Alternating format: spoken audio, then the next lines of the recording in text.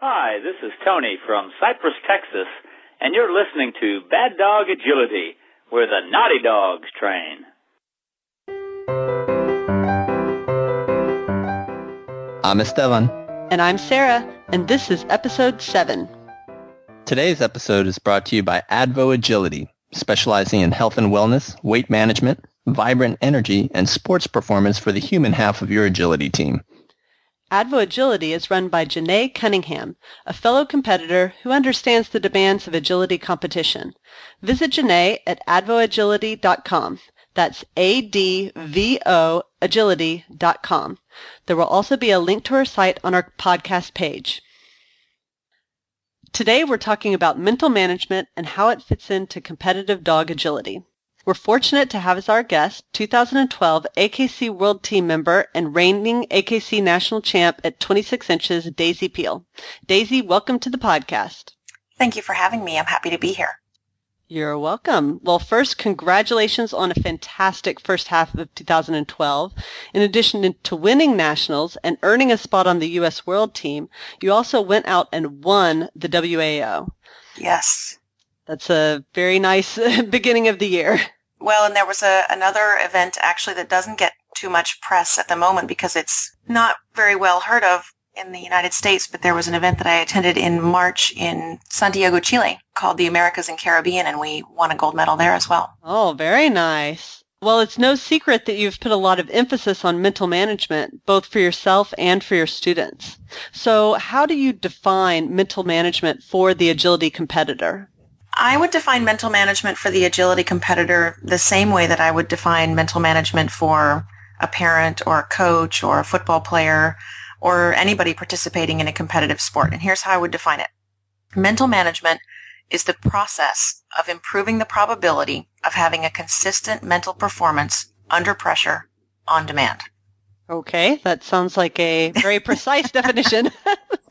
Well, I actually take the definition from Lanny Basham, who I've worked with quite a bit, but it's a concise definition that works well, again, if you're a teacher or a parent or a coach or a dog agility competitor. It's all the same. I like how you put parents in with competitive sports. It feels like a competitive sport sometimes. Yes.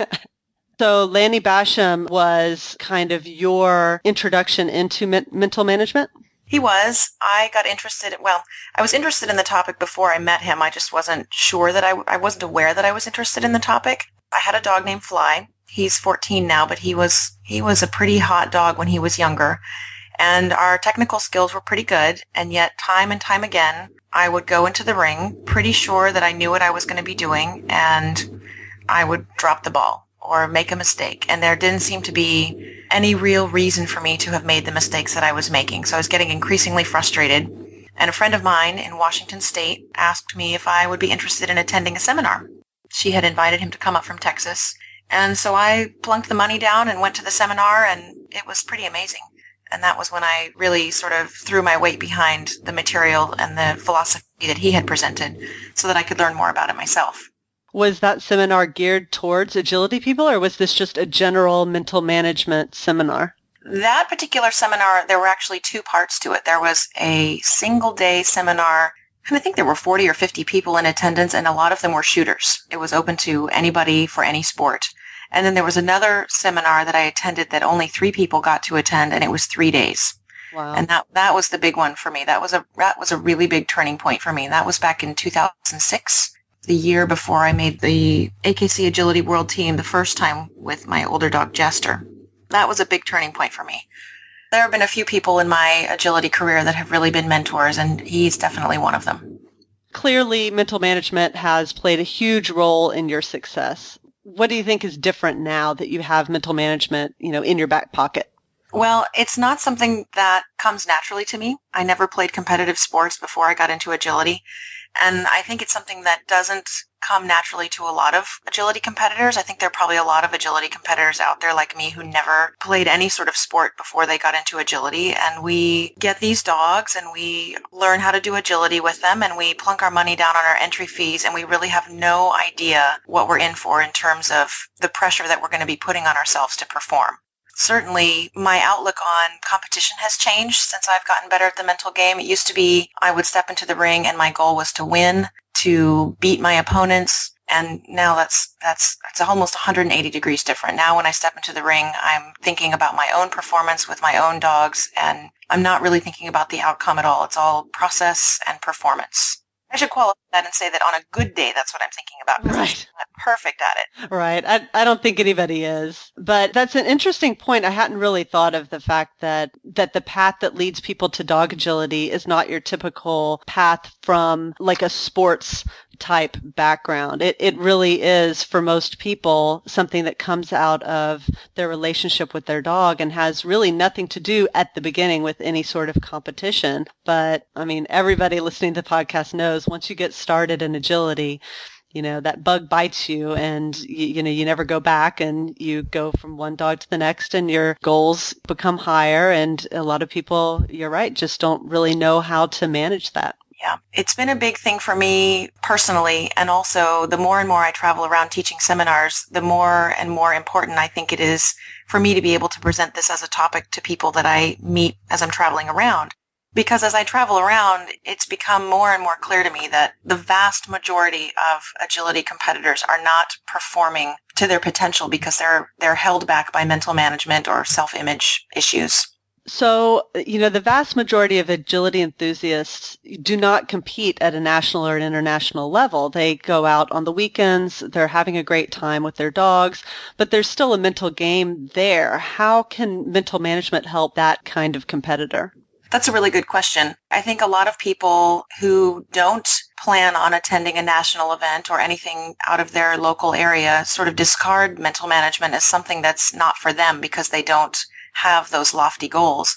But frankly, I think that everybody should be taking a look at their mental game and their mental management program that they may be using to help alleviate some of the pressure they put on themselves in the ring just to improve their quality of participation in the sport. So does mental management play a role in your daily training, or is it more about the execution, the big event, or, the actual run? My mental program and mental management principles do play a role in training. It's sort of like using, again, the example of parenting and coaching. You sort of have to be on all the time. I guess one of the really interesting things about this whole mental game stuff is that it's not limited to sport. It really is something that bleeds over to every aspect of your life. It helps, well, I should speak from personal experience. It helps me be a more patient person, not just with my dogs, but with other people. Learning how to be a better sport in the ring helps me be a better person outside of the ring. And so definitely the principles of mental management play a role in my daily interactions with my dogs, not just training, but every interaction that I have with them. And certainly at the local trials, there are a good number of times at the local trials where my goals for a particular run don't have anything to do with the outcome of that particular run. I might just be practicing my mental game, which isn't really something that a spectator can tell just by looking at somebody. I might be out in the ring doing all sorts of bizarre things, and I might have a terrible run, but really my goal was to focus on the process of my mental game. I'm not sure if that makes sense or not, but definitely the mental management stuff plays a role in everything I do. Well, I mean, it sounds like it needs to be practiced just like anything else, and agility needs to be practiced. It's part of the whole picture. Absolutely. It's like a muscle. It's weak if you've never paid any attention to it, unless you're very naturally talented. It's a weak muscle. And at first, when you decide that you need to pay some attention to your mental game, it's probably going to be difficult and require a lot of conscious effort because it's a weak muscle. You may find that if you decide that you're going to work on your mental game at trials, you become much more fatigued than you expected yourself to become because it's a weak muscle and you've overtaxed it. And again, even if you get good at the mental game, it's like a muscle. If you stop practicing it and stop paying attention to it, you're going to slip and start making mental errors again. Certainly, it's something that I try and work on, not just in training and not just in trials, but all the time. It definitely seems like the kind of thing that every agility competitor probably needs, whether they know it or not.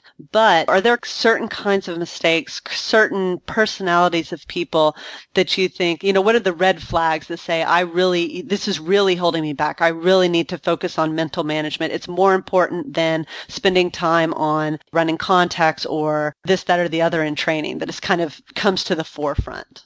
I think the biggest mental error that the vast majority of agility competitors make is overtrying. Most agility competitors are trying too hard to get things right. And then a lot of the times it's sort of ironic. You start to think that you need to pay attention to the mental game, and then you decide you're going to try really hard to get good at the mental game. So you're still over-trying. Right. Then you decide that you're over-trying, so you're going to try really hard not to over-try. Well, then you're still over-trying. You see it at nationals all the time. Big events are where over-trying is the most obvious, even though it happens at every level of competition. And here's an example. If you've ever looked at a Grand Prix finals course from USDA Nationals, or maybe the final round from AKC National Championships, I bet you a lot of people listening to this podcast have had the experience of setting up one of those courses to practice, and they ran it clean the first time and wondered why everybody at Nationals was making the mistakes they were making. Right. But frankly, they're over-trying. They're going into the ring, they're trying really hard to go as fast as they can, they're trying really hard to beat their opponents, and they just make mistakes because they were trying too hard. And that's a real tricky one. Over-trying is definitely the biggest mistake I think that most of us make. So when you say over-trying, do you mean people exert some kind of different physical exertion or effort on their part, or that mentally they're not focused or picturing the right kinds of things that are going to let them have success? Well, at the risk of sounding sort of woo-woo, over-trying can take lots of different forms. If people are trying too hard to win, for example, then they are typically focusing too much on the outcome and not on their performance in any given moment. If they are trying to go faster than their dog is used to seeing them go, then things are going to start happening at an unpredictable rate. Overtrying would be mentally the difference between trying to make something happen and just letting something happen. So when you go into the ring, you have a certain set of skills that you're comfortable executing, and your dog has a certain set of skills that they're comfortable executing, and the two of you have a certain level of teamwork that you're comfortable with. And as soon as you step outside those boundaries, you're trying to go faster than normal, you're trying to get the dog to turn tighter than normal, you're trying to concentrate more than normal, you're overtrying. And usually that's when things fail. I guess that's one of the reasons a lot of times we'll talk to people about giving it your all for every single run. And that's part of it, is that you can't have kind of a relaxed attitude at every local show and then try to go crazy at nationals. If you want to go crazy at nationals, you better be going crazy every weekend, at local trials, pushing for that speed and pushing for the win every time. Absolutely. Giving it all you've got. If you're going around saying that you're going to give it all you've got, that's almost a sure sign that you're overtrying. Most of the people who are doing well at nationals are typically just doing what they always do. Now, that's not to say that they're not benefiting from a slightly higher level of arousal. Certainly, when I go to a big event, there are things that I can do that I know I cannot do in practice. There are front crosses that I can get to that I can't do at a local trial or in practice. And there are handling moves that I execute better at the big events because there's just a little bit more energy and a little bit higher arousal level that I can sort of feed off. And I know that I'm not going to be able to pull those off at local trials, but that's a little bit different than overtrying. That's more taking the energy that you know the environment is going to give you and letting it happen instead of trying to make it happen. Turns out adrenaline is a real thing. Absolutely. And that's another thing that I talk to people about a lot is the role of pressure in your performance. Not only should you not be afraid of that adrenaline, you need it. You can go faster. You can see more clearly. When there's some adrenaline involved, you can do some amazing things, provided that you don't get too over-aroused. Yeah, I really like this idea of overtrying, and it reminds me of being in the zone. I remember back in the day, I used to be a competitive swimmer in high school and college, and there was a lot of discussion and focus on the mental game at that time, and really being in the zone, whatever sport you did, to let things happen, like you were saying, rather than to force the issue, and to know that your preparation has made you ready for the big moment, and now you can just kind of naturally let that happen. And in that moment, when you're in the zone, you're not really consciously making decisions that are full of a lot of effort, but that the game or the situation seems to slow down and come very easily, almost effortlessly. Absolutely. Good performances are easy. You might not qualify, but most of us have had the experience at least a couple of times with our dogs where we had a performance that maybe even only part of the run seemed easy, almost like it was slow motion and it was effortless. A lot of the times we come out of the ring after those runs and we have to ask people if we qualified because we really were just barely conscious of what was happening as it was happening. I think that's true. I can definitely relate to that. So let's say someone comes to you and they look at you as the expert. You know, you've written a book, you've done seminars, you offer online training, and they come to you with some kind of problem that they feel you can help them with as far as the mental game. How do you get them started? What kind of questions do you ask to evaluate where they're at? One of the first things that I usually ask people to do is to take a look at where they'd like to be with their dog when they retire that dog. What would they like to have accomplished? What would they like spectators to look at them and think of when they see them as a team? What do they want their friends to think about when they think of them as a team? And what do they themselves want to think about how the team meaning they and their dog, how do they want to view that team themselves? And then kind of work backwards from there. What are the qualities that they need to embody to meet that goal, if you want to call it that, of having accomplished these particular things at the end of that dog's career? And sometimes those people have a long list of accomplishments that they'd like to have achieved. They want to win a national championship, or they want to make the finals at the national championships, or they want a championship title in one of the agility venues. And sometimes there aren't any outcomes at all on that list. Sometimes they just want to have a nice, long, happy career with their dog, and they want everybody to think of them as a good competitor who was always nice to everybody and nice to their dog. And most of the time, it's a mix of both of those things. So that would be the first thing I would ask people to do, is to sit down and reflect on a career that hasn't yet happened. Because it's important to have the big picture in mind and to always keep in mind that it's really a process and not a destination. And then the next thing I would be doing would be to start sort of poking around with that particular competitor to find out what's causing them problems in terms of errors. Are they having some anxiety before they go in the ring? Are they dropping the ball while they're in the ring mentally? Are they having some problems with the way they're thinking and acting when they come out of the ring? Or maybe there's something going on with their training that's causing them some anxiety.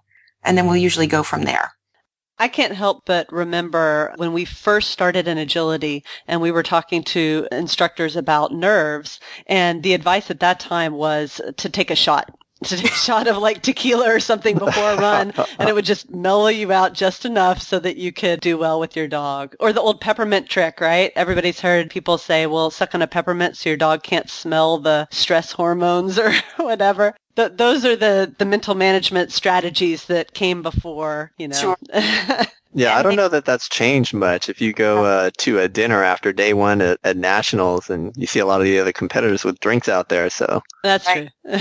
Still be valid methods to deal with anxiety short term, but they're not really going to do much to help you overcome those things long term. Because remember that the whole key to the definition of mental management is to be able to have these types of performances under pressure on demand.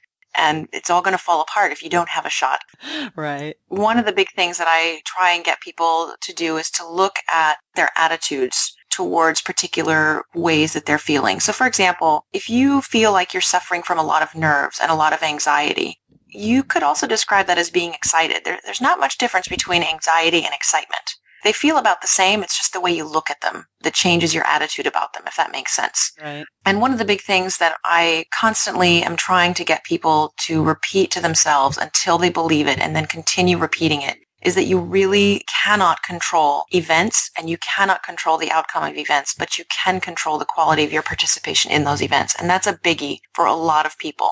A lot of people are suffering anxiety from external pressures. Their friends, people in their social circle, the volunteers at the trial, the running order, their competitors, and you really can't control any of that. And so it's just a complete and total waste of time to try and control those things. But you can control the quality of your participation. You can control your thoughts and your habits and your attitudes. And so focusing on that can go a long way to improving your mental game. That just shows how universal mental management is, because that's pretty good advice for life in general, is to take things as they come and to control what you can control, but don't stress about what you can't control.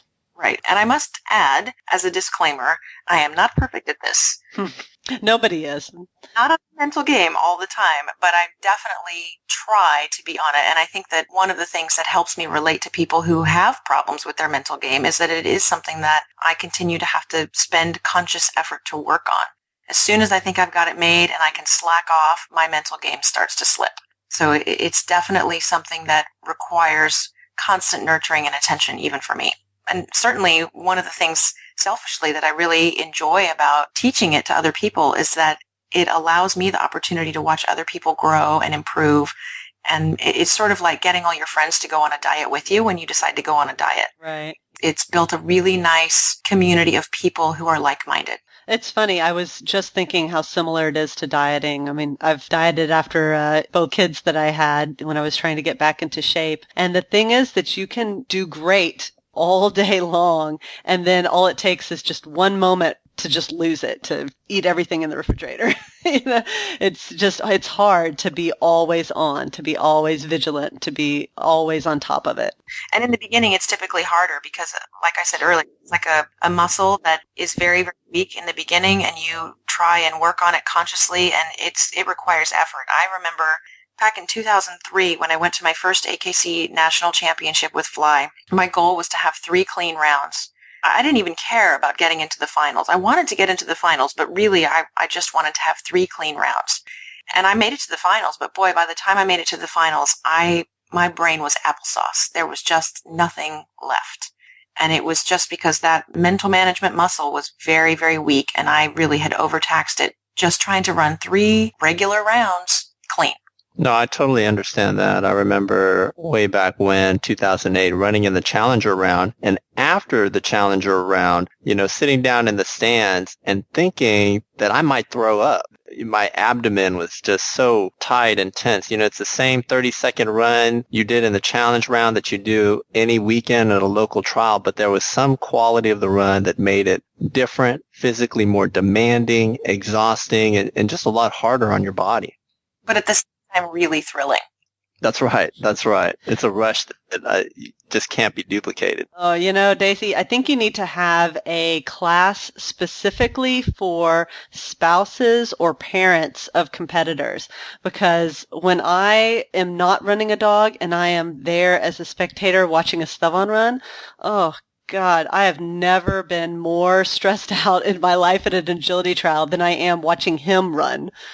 Sure. And that there's definitely something to be said for that, because as a spouse or a support crew, you have to make sure that what you're doing supports his mental game instead of taking away from it. Going all the way back to your definition, the idea of a consistent performance, a mental performance under pressure and on demand. And when you talk about mental performance and different aspects of the mental game, you'd already mentioned a little bit about goal setting with clients, kind of getting a feel for where they're at. Is there any role for imagery? Because I remember reading with winning in mind, and imagery and mental rehearsal of the actual event was a pretty big part of that, and something that I've used not just in agility, but in other sports as well. Absolutely. When I went to tryouts for the first time, and I think it was 2006, the year before I went the first time, I sent my camcorder with a competitor, and they filmed just about everybody's runs. And they brought the camcorder back, and I watched hours and hours and hours of footage of the event, which is held in Hopkins Arena in Minnesota every year. And then when I went in 2006, I felt like I had already been there, because I had watched so much video footage of that arena that I could have told you what all of the billboards said on the walls in the background. I knew exactly where the netting was at the end of the arena. I knew exactly what color the turf was. And so I had, in a way, done a lot of visualization, and it actually helped me feel more comfortable there the first time I went.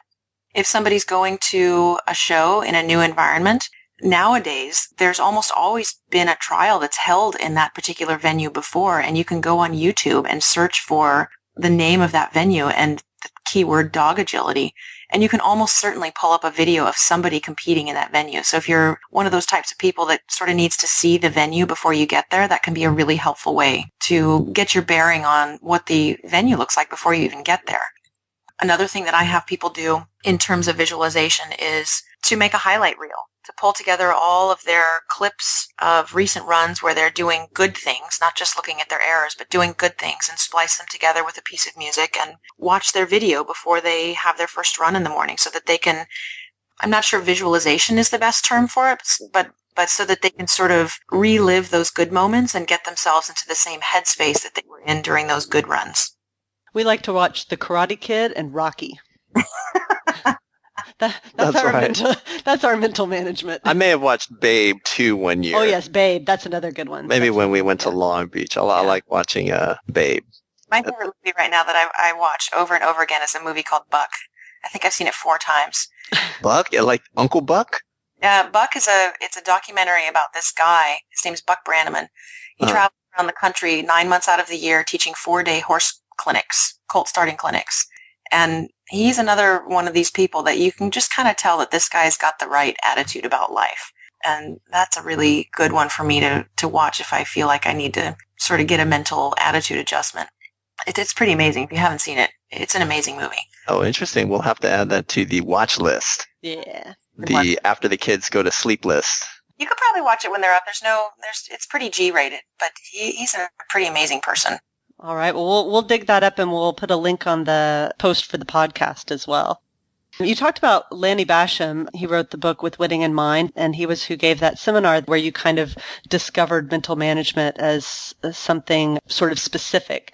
What is your relationship with Lanny Basham? I've seen on your website that you are certified to teach his mental management system. Like, how does that work? How did that relationship come into being?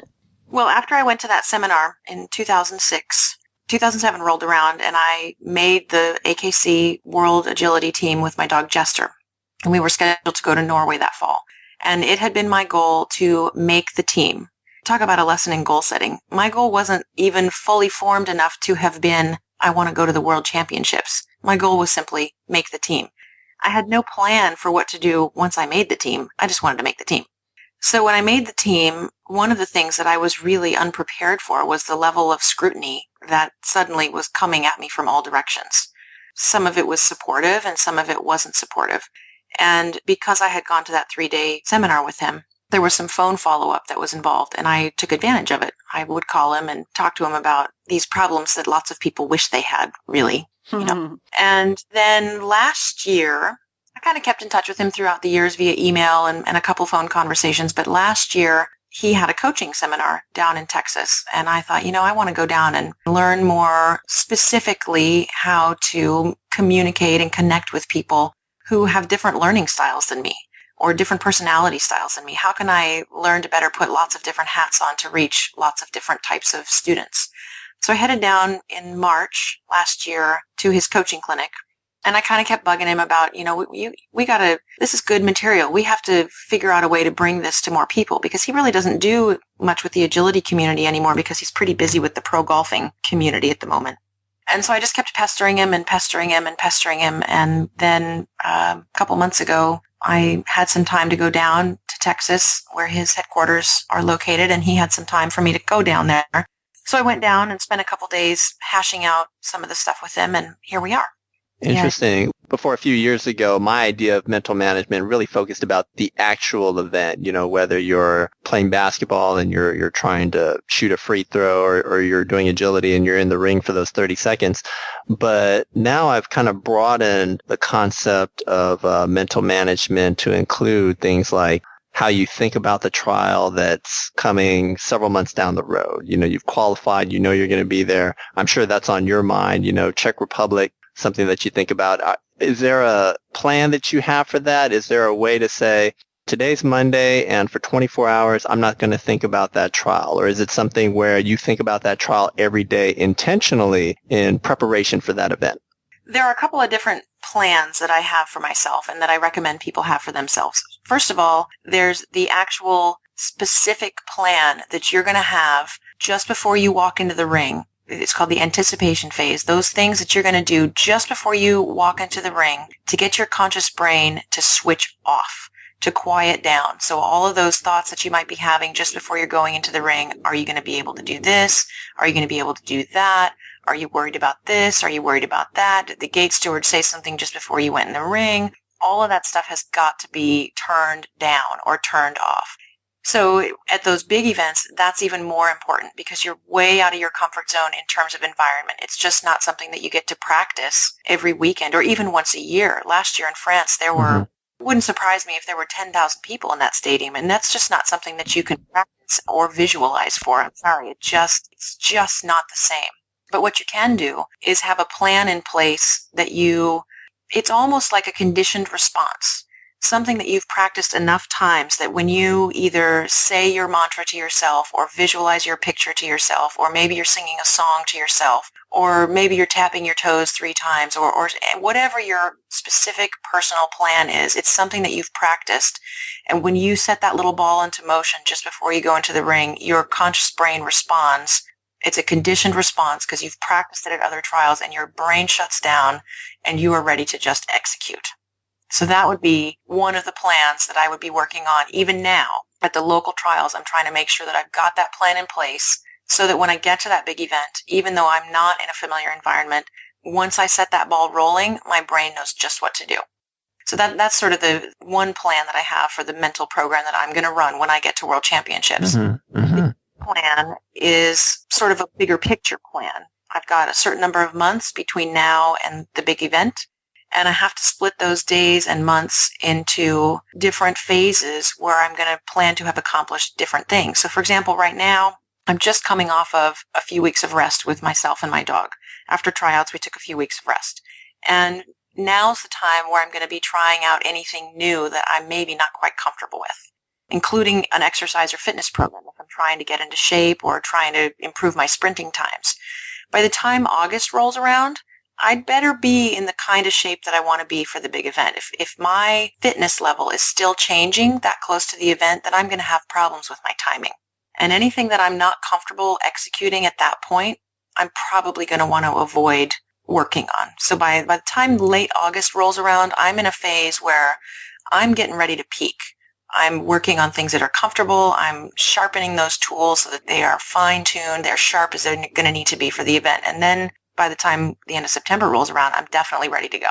And then I have to have a plan in place for what happens after the event as well, which is a big thing that people really neglect. What happens if you set a goal and you reach it? Mm-hmm. Quite a bit of letdown if you don't have something else to occupy yourself afterwards. So I have to have a plan for after the event. And that plan for me and my dogs is going to include some rest for sure, because it's a big expenditure of mental energy from now until World Championships. Excellent. Well, that gives us a lot to think about on mental management. Here's your chance, Daisy. Anything else you want to say about mental management or your program or anything else agility related?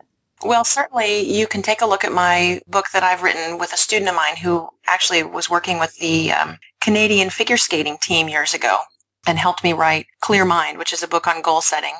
You can find that at my website. It's www.daisypeel.com. And you can also find With Winning in Mind by Lanny Basham and another one that he has called Freedom Flight, if you haven't heard of that one. Oh, I have not heard of that. That's a really good one. It's a story. Instead of With Winning in Mind is more of an instructional manual.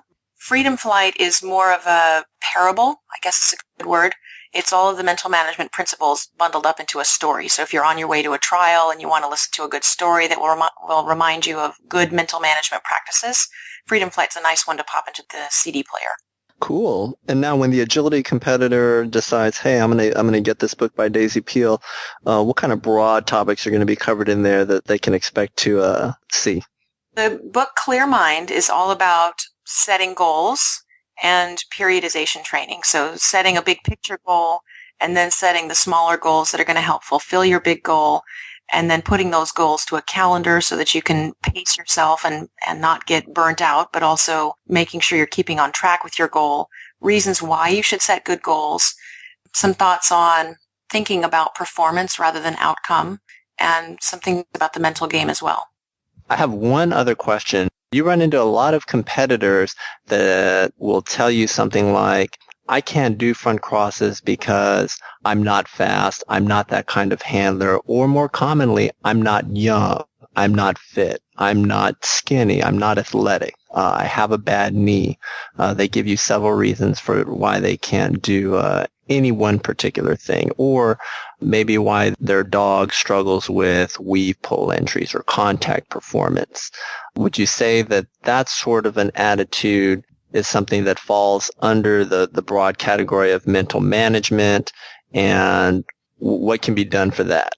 Yes, I do think that that falls under the category of mental management, and more specifically self-image. So somebody's self-image is the part of them that tells them what it's like them to do or not do. It defines their comfort zone. above which people tend to not want to operate, and below which people tend to not want to operate.